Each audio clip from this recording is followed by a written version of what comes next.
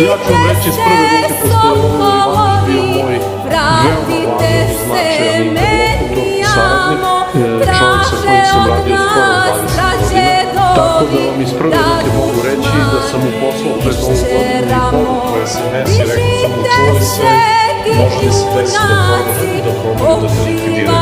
Zašto? Zato što je Ivanović bio najveća moguća brana izdaji severa, Kosova i Metohije i upada Šiptara i zauzimanja tog dela slobodne, tada slobodne teritorije Republike Srbije i proterivanja svih organa Republike Srbije. Oliver Ivanović je uživao izuzetan ugled među takozvanim bridge-watcherima. To su ljudi koji su branili i odbranili u martovskom i pre toga pogromima sever Kosova i Metohije.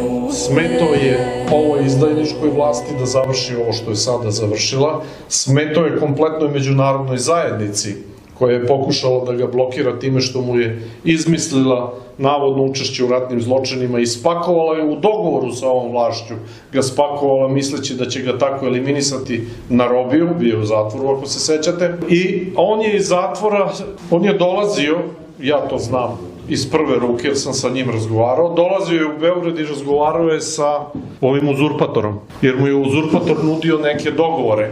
Daću ti ovo ono, a ti tamo smiri doživlje. Parafraziram, karikiram. Oliver se nije dao i nije mogao da ga kupi.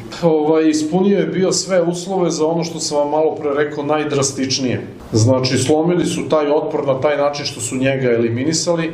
Čak im je udario u jednom momentu prst u oko, ja sam mu rekao da to ne radi, ali on je bio takav impulsivan karatista, borac, da učestvuje na nekim lokalnim izborima, tamo šiptarskim, jer sam mu rekao nemoj da učestvuje na šiptarskim izborima, jer su šiptarski. Ali on je rekao, hoću da bi bio gradonačelnik Mitrovice i da bi onda mogao da se obračunam sa mafijom.